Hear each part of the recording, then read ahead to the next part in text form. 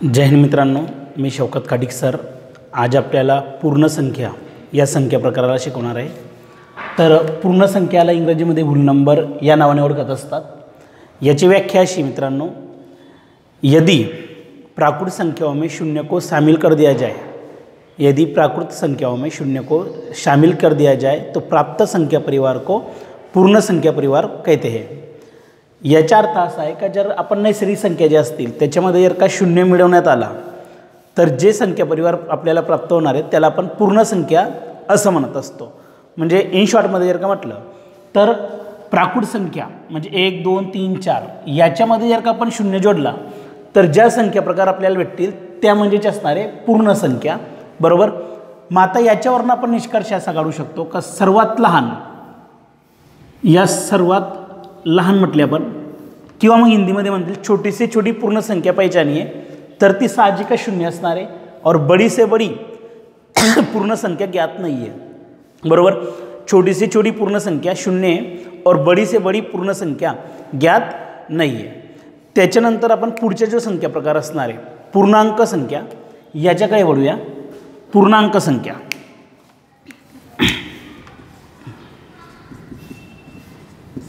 पूर्णांक संख्या, बरोबर। आता पूर्णांक संख्या जे असतात त्याला काय म्हणत असतात इंग्रजीमध्ये, तर त्याला म्हणतात इंटिगर्स, बरोबर। इंटिगर्स पूर्णांक संख्या। आता पूर्णांक संख्या कोणाला म्हणतो आपण, सर्व ऋण संख्या, सर्व ऋण संख्या। उदाहरणार्थ -3 -2 -1 त्याच्यानंतर 0 1 2 3 आणि पुढे अनंतपर्यंत, आणि इकडे सुद्धा अनंत असतील। मग पूर्णांक संख्या म्हणजे काय असतील, सभी ऋण संख्याएं शून्य तथापि सभी धन संख्याएं मिलाकर पूर्णांक संख्या निर्माण होती है। मग आता पूर्णांक संख्येमध्ये सर्व ऋण संख्या, बरोबर, या सर्व ऋण संख्या, सर्व ऋण संख्या, बरोबर। त्याच्यानंतर 0 आणि सर्व धनसंख्या, धनसंख्या यांना जे आपण काय म्हणतो प्राकृत संख्या, प्राकृत संख्या। या सर्वांचे मिळून ज्या संख्या आपल्याला भेटत असतात त्या सर्व संख्यांना आपण पूर्णांक संख्या असं म्हणत असतो। मग आता याच्यावरून आपण काही निष्कर्ष काढू शकतो नक्कीच।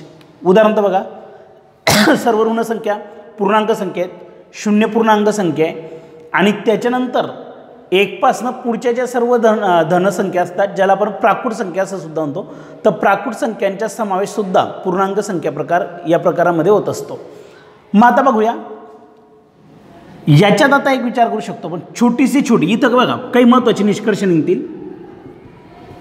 छोटी से छोटी पूर्णांक संख्या, पूर्णांक संख्या ज्ञात नहीं है, ज्ञात नहीं है। त्याच्यानंतर म्हणू शकतो आपण बड़ी से बड़ी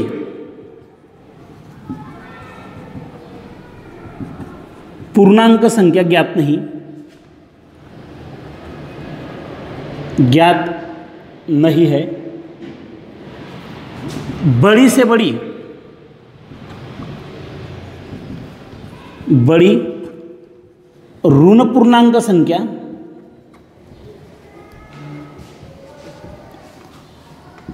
-1 है। बघा लक्षात घ्या, तिघ ओळींना आपण समजून घेऊया एकदा। छोटी से छोटी पूर्णांक संख्या ज्ञात नाही, कारण पूर्णांक संख्यामध्ये काय असणार आहे का ऋण संख्या ज्या असतात त्या सुद्धा पूर्णांक संख्यामध्ये येत असतात, आणि शून्यापासून आपण डावीकडे इकडे गेलो तर संख्यांची किंमत कमी कमी होत राहते। मग आता सर्वात लहान ऋण संख्या कोणती आहे ते तिच्या अजूनही शोध लागलेला नाही, त्याच्यामुळे आपण म्हणू शकतो का छोटी से छोटी पूर्णांक संख्या ज्ञात नाही, कारण छोटी से छोटी ऋण संख्या आपल्याला माहिती नाही आहे। त्याच्यानंतर पुढचा प्रश्न बघा, बड़ी से बड़ी पूर्णांक संख्या ज्ञात नाही आहे। बड़ी से बड़ी पूर्णांक संख्या म्हणजे मोठ्यात मोठी पूर्णांक संख्या काय असेल, मोठ्यात मोठी प्राकृतिक संख्या, आणि मोठ्यात मोठी प्राकृतिक संख्या जी आपल्याला माहिती नसल्यामुळे आपण हे सांगू शकतो का बड़ी से बड़ी प्राकृत संख्या ज्ञात नाही आहे, कारण बड़ी से बड़ी प्राकृत संख्या इकडे असणारी संख्या रेषेवर। आता इथं पुढच्या ज्या जनसंख्या त्यानंतर आहेत, म्हणजे मोठ्यात मोठी प्राकृत किंवा नैसर्गिक संख्या माहीत नसल्यामुळे बड़ी से बड़ी पूर्णांक संख्या सुद्धा माहीत नाही आहे। त्याच्यानंतर एक प्रश्न आपल्याला गुगली विचारला येऊ शकतो, बड़ी से बड़ी ऋण पूर्णांक संख्या क्या है, बड़ी से बड़ी ऋण पूर्णांक संख्या क्या है। आता बड़ी से बड़ी ऋण पूर्णांक संख्या ती असणार आहे ऋण पूर्णांक। आता मोठ्यात मोठी ऋण संख्या कोणती आहे तर -1 आहे, म्हणून आपण म्हणायचं बड़ी से बड़ी ऋण पूर्णांक संख्या -1 आहे, बरोबर। तर मला वाटतं इथपर्यंत प्रश्न याच्यावर विचारले येऊ शकतात, खूप काही डीपचे येणार नाही। त्याच्यानंतर आपण आता पुढच्या संख्या प्रकाराकडे वळूया। तर मित्रांनो आता आपण समसंख्या प्रकार याच्याकडे वळणार आहोत। तर समसंख्याची व्याख्या काय असणार आहे, जिन संख्याओं के इकाई स्थान पर 0, 2, 4, 6, 8 इनमें से कोई भी अंक आता हो उन सभी संख्याओं को समसंख्या कहते हैं। बघा लक्षात घ्या परत एकदा, समसंख्या याला इंग्रजीमध्ये इवन नंबर असं म्हणतात। याची व्याख्या अशी आहे का जिन संख्याओं के इकाई स्थान पर, इकाई स्थान म्हणजे एकक स्थान, जिन संख्याओं के इकाई स्थान पर 0, 2, 4, 6, 8 या इनमें से कोई भी अंक आता हो उन सभी संख्याओं को समसंख्या कहते हैं। याचा अर्थ असा होतोय ज्या संख्येचे एकक स्थानावर 0, 2, 4, 6 आणि 8 याच्यापैकी कोणताही अंक येत असेल तर त्या संख्येला समसंख्या म्हणत असतात, बरोबर। आता क्रमागत समसंख्यांकडे आपण एक नजर टाकूया। 2, 4, 6, 8, 10, 12, 14, 16 आणि 18। बघा परत 2, 4, 6, 8, 10, 12, 14, 16, 18 आणि पुढे समसंख्या अजून अनंतपर्यंत आहे, म्हणजे मोठ्यात मोठी समसंख्या आपल्याला नक्की सांगता येणार नाही आहे, बरोबर। मग आता काय म्हणू शकतो आपण तर लहानात लहान समसंख्या कोणती आहे, 2, 0 ही समसंख्या नाही आहे। याचा अर्थ लक्षात घ्या 0 ही समसंख्या नाही, मात्र ज्या संख्येच्या एकक स्थानावर 0 असतो ती संख्या समसंख्या असते। बघा एकक स्थानावर 0 असेल तर समसंख्या असणार आहे, परंतु 0 ही समसंख्या नाही आहे, बरोबर। मग आता सर्वात लहान समसंख्या 2 असणार आहे, बरोबर। आता याच्या अनुषंगाने आपण काही महत्त्वाचे मुद्दे बघूया, ते म्हणजे समसंख्यांना 2 ने निश्चेष भाग जातो। आता याच्यापैकी कोणतीही समसंख्या बघितली आपण तर त्याला 2 ने निश्चेष भाग जातो। याचा अर्थ असा का ज्या संख्येला 2ची कसोटी लागू पडते त्या संख्येला आपण समसंख्या म्हणू शकतो। आता 2ची कसोटी काय म्हणते तेच परत ज्या संख्येच्या एकक स्थानाला 0, 2, 4, 6 आणि 8 यापैकी एखादा अंक असेल तर त्या संख्येला 2 ने निश्चेष भाग जातो, म्हणून मुद्दा काय असणार आहे का समसंख्यांना 2 ने निश्चेष भाग जातो। आता परत काय क्रमागत समसंख्यांमध्ये 2 अंकांचा फरक असतो। याचा अर्थ असा का लागोपाठ येणाऱ्या ज्या समसंख्या असतात त्यांच्यामध्ये 2 अंकांचा फरक असतो किंवा अंतर असणार आहे। उदाहरणार्थ 2 ही जर का समसंख्या आहे तर 2 अधिक 2 4 होतात, 4 अधिक 2 6 आहे पुढची समसंख्या भेटते, 6 + 2 केले तर पुढची समसंख्या 8 भेटते, 8 मध्ये 2 जर का प्लस केले तर 10 ही पुढची समसंख्या भेटते, 10 अधिक 2 म्हटले तर 12 ही पुढची समसंख्या भेटते। याचा अर्थ असा होतोय का समसंख्येमध्ये जर का आपण 2 मिनिट सोडलेत तर पुढे जी संख्या भेटते ती सुद्धा समसंख्येची असते आणि ती लागोपाठची समसंख्या असते। आता याच्यावरनं काय प्रश्न तयार होऊ शकतो, क्रमागत समसंख्याओं में 2 अंकों का फर्क होता है, अंतर होता है। माना कि एक समसंख्या है तो उसके बाद की समसंख्या निकाले। आता एक जर का समसंख्या असेल तर पुढची समसंख्या काढण्यासाठी आपण त्याच्यामध्ये 2 प्लस करायला पाहिजेत, म्हणून x + 2 ही x नंतरची समसंख्या असणार आहे, x नंतरची समसंख्या असेल। आता तो काय करू शकतो सेटिंग करत असताना का x ऐवजी y किंवा z याच्यापैकी कोणता तरी एक अंक ते सेट करू शकतात या ठिकाणी। तर x जर का समसंख्या असेल तर पुढची समसंख्या असेल x + 2 आणि प्रश्न जर का उलट विचारला यदि एक समसंख्या है तो इसके पहले की समसंख्या पहचानिए। पहले की म्हणजे काय त्याच्या अगोदरची समसंख्या कोणती असणार आहे तर अगोदरची जी समसंख्या आहे ती -2 ने असणार आहे। मग x - 2 ही x च्या अगोदरची समसंख्या असेल, x च्या अगोदरची समसंख्या कोणती असेल x - 2, बरोबर। तर ह्या पद्धतीने पण आपण करू शकतो या ठिकाणी, बरोबर। त्याच्यानंतर समसंख्यांची बेरीज गुणाकार वजाबाकी समसंख्याची असते। मला वाटतं आपल्याला गणित सोडवण्यासाठी खूप महत्त्वाचे, जर समसंख्या दिसल्या 2 किंवा 2 पेक्षा जास्त तर त्या समसंख्यांची बेरीज गुणाकार आणि वजाबाकी समसंख्यामध्येच येत असते। एखाद्या वेळेला आपल्याला पर्याय कट करण्यासाठी किंवा पटकन उत्तर काढण्यासाठी आपल्याला मदत येईल पुढच्या काही उदाहरणांमध्ये अजून। त्याच्यानंतर सबसे छोटी समसंख्या 2 आहे, म्हणजे याचा अर्थ 1 आणि 0 या समसंख्या नाही आहेत, 1 आणि 0 या समसंख्या नाही आहेत, बरोबर। तर आता परत आपण याच्यानंतर समसंख्यांवर कशा पद्धतीने प्रश्न विचारले येऊ शकतात या टाईपकडे वळूया। तर मित्रांनो आता आपण समसंख्येतील टाईप ए टाईपच्या प्रश्नांकडे वळूया। त्याच्यात काय असणार आहे 12 से 44 तक कुल कितनी समसंख्या है, 12 से 44 तक कुल कितनी समसंख्या आहे, म्हणजे 12पासून तर 44 पर्यंतच्या एकूण समसंख्या किती असतात. तर हे काढत असताना एक सूत्र लक्षात घ्या, शेवटची समसंख्या बरोबर वजा पहिली समसंख्या भागिला 2 अधिक 1. आता शेवटची समसंख्या कोणती असणार आहे, 12पासून तर 44 पर्यंत. मग 44 ही शेवटची समसंख्या आहे, ती समज आहे काय चेक करून घ्यायची. 44 समसंख्या आहे, काय हरकत नाही. 44 वजा पहिली समसंख्या 12 ही सुद्धा समसंख्याच आहे, तिला घ्यायचं भागिला 2 अधिक 1. आता डायरेक्ट काटछाट होत नाही, हे मगाशी पण मी तुम्हाला बऱ्याच वेळेला सांगितलं. 44 मधून 12 वजा करायचे आहेत बरोबर. 4 मधून 2 गेले 2, 4 मधून 1 गेलेला आहे 3, 32 भागिला 2 अधिक 1. बे एक बे, बे एक बे, 1 उरला 1 और 2 12, बेसक 12, 16 अधिक 1 बरोबर 17. 12पासून तर 44 पर्यंतच्या समसंख्या असतील. त्याच्यानंतर आपण पुढचे उदाहरण बघूया. 7 से 35 तक कुल कितनी समसंख्या है. 7 से 35 तक कुल कितनी समसंख्या है. आता गंमत काय असणार आहे, 7 ही समसंख्या नाही आणि 35 ही सुद्धा समसंख्या नाही. मग याच्या दरम्यानपासून पहिली आणि शेवटची समसंख्या कोणती असेल, तर 35च्या अलीकडची समसंख्या आहे 34, ती लिहून घेऊ. 7च्या पुढची समसंख्या 7 पासून म्हणायचे, 7च्या मागे जायचा विचार करू नका. 7 से 35 तक म्हणजे 7च्या नंतरची लगेच येणारी समसंख्या 8 आहे. मग आपण सूत्रामध्ये किंमत टाकूया. शेवटची समसंख्या कोणती असणार आहे, 34 वजा पहिली समसंख्या 8 भागिला 2 अधिक 1. मग 34 मधून 8 वजा करायचे आहेत आपल्याला. 34 मधून 8 वजा गेलेत तर 4 मधून 8 जाते म्हणून 14 मधून 8 गेले आपले. 14 मधून 8 गेले तर 6 राहतात, आजच्या परत केला. 3 मधून 1 गेला 2, म्हणजे 34 वजा 8 होत असतात या ठिकाणी 26. 26 भागिला 2 अधिक 1. बे एक बे, बे एक बे, बेत्रिक 6, 13 अधिक 1 या ठिकाणी उत्तर असणार आहे 14. म्हणजे याचा अर्थ असा होतोय का 7 पासून तर 35 पर्यंत एकूण ज्या समसंख्या असतील त्या असणार आहेत 14. त्याच्यानंतर आपण समसंख्येवर अजून कसे प्रश्न विचारले येऊ शकतात हे पुढे टप्प्याटप्प्याने बघूया. मित्रांनो, आता आपण टाईप बी कडे आलेलो आहोत. याच्यात प्रश्न बघा, प्रथम 10 समसंख्याओं का योग निकाले.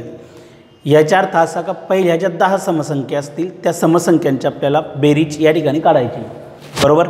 प्रथम 10 समसंख्याओं का योग निकाले. शेवटची समसंख्या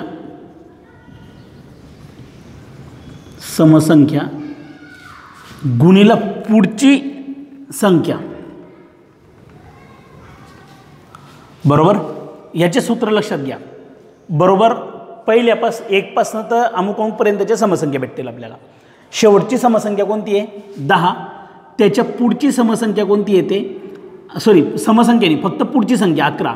10 गुणिला 11, 11 10 1000, तर 110 ही यांची बेरीज असणार आहे बघा. प्रथम 10 समसंख्याओं का योग निकाले, तर शेवटची समसंख्या गुणिला त्याच्याच पुढची समसंख्या, समनी फक्त त्याच्या पुढची संख्या. शेवटची समसंख्या 10 गुणिला पुढची संख्या, समनी फक्त पुढची. 10 नंतर कोणती संख्या येते 11 येते, म्हणून 10 गुणिला 11 जे कॅल्क्युलेशन असणार आहे ते आपलं अंतिम उत्तर असणार आहे 11 10 1000. त्याच्यानंतर प्रथम 15 समसंख्याओं का योग निकाले. प्रथम 15 समसंख्याओं का योग. मग आता हे सूत्र वापरू आपण. प्रथम 15 शेवटची समसंख्या कोणती असणार आहे, प्रथम 15 मग 15 गुणिला 16 बरोबर 15 सक 90 0 4 9, 15 1 15, 15 9 24 होतील, 240 हे आपल्या याच्यातलं योग्य असं उत्तर असणार आहे. ठीक आहे. त्याच्यानंतर आता समसंख्या संबंधातले पुढचे जे प्रकार असतील त्याच्याकडे आपण वळूया. तर मित्रांनो, आता सी टाईपकडे वळूया आपण. याच्यामध्ये प्रश्न असा येईल, उदाहरणार्थ 2 अधिक 4 अधिक 6 अधिक 8 अधिक 10 आणि डॉट डॉट डॉट डॉट करून अधिक, समजा तुम्हाला 60 दिलेत किंवा 15 दिलेत, समजा 15 नाही 30 बरोबर किती असणार आहेत. आता तो काय विचारतो आपल्याला, मागच्या उदाहरणामध्ये बघा पहिले जर समसंख्या विचारली तर आपण काय म्हणायचो, शेवटची समसंख्या गुणिला पुढची समसंख्या. मात्र ते सूत्र आपल्याला या ठिकाणी वापरता येणार नाही. त्याचे कारण असं आहे बघा, 2 अधिक 4 2 अधिक 2 4 4 अधिक 2 6 6 अधिक 2 8.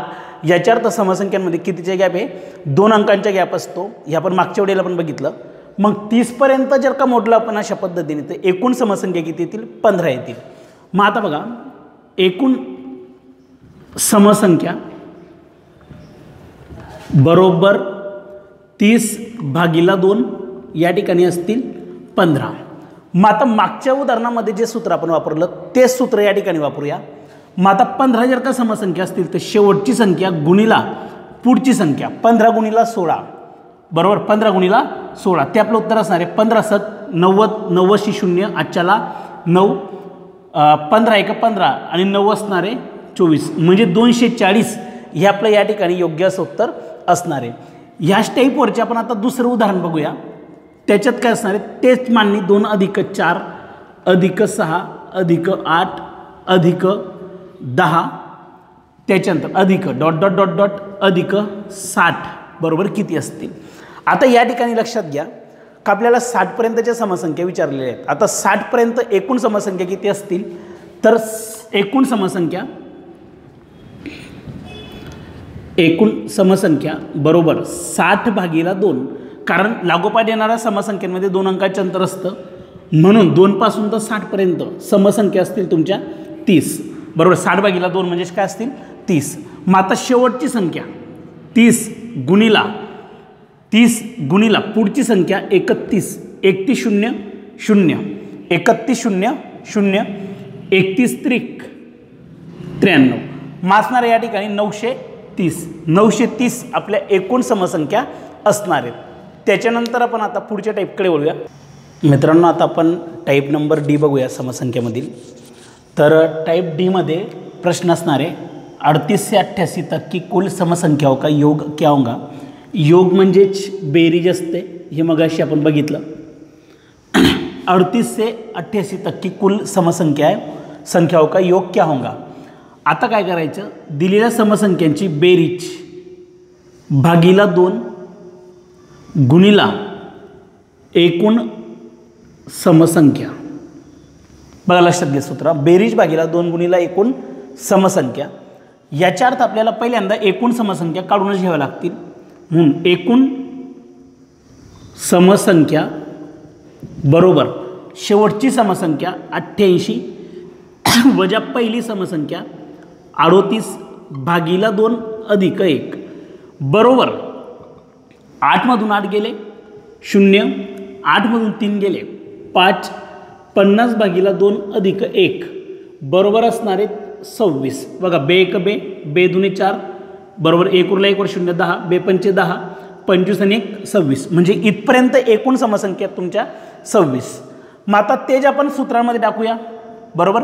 बेरीज दोघं समसंख्यांची बेरीज 38 अधिक 88 भागीला 2 गुणिला एकूण समसंख्या किती आहेत 26. आता याला सोडूया 8 आणि 8 होतील तुमचे 16 16शी 7 चला 1 8 आणि 1 9 9 आणि 3 12 126/2 गुणिला 26 बे 1 बे बे 1 बे बे 3 6 माता 126 गुणिला 13 126 गुणिला 13 13 × 78शी 8 अच्छाला 7 13 दुने 26 26 आणि 7 होतील तुमचे 33 33शी 3 अच्छाला 3 13 1 13 13 आणि 3 16 उत्तर असणारे 1638 हे आपलं या ठिकाणी उत्तर असणार आहे. ठीक आहे. त्याच्यानंतर आपण आता याच्यामध्ये फक्त काही आकडे चेंज करूया आणि ह्या टाईपमधलं दुसरं उदाहरण यासारखंच तयार करूया जरा. तर याच्यात काय असणार आहे मित्रांनो दुसरं उदाहरण बघूया आपण. 12 से 28 तक की कुल समसंख्याओं का योग क्या होगा बरोबर. आता याच्यात आपण सूत्र वगैरे राहू देऊ तसंच. सूत्रामध्ये एकूण समसंख्या काढणं खूप महत्त्वाचे वाटते म्हणून एकूण समसंख्या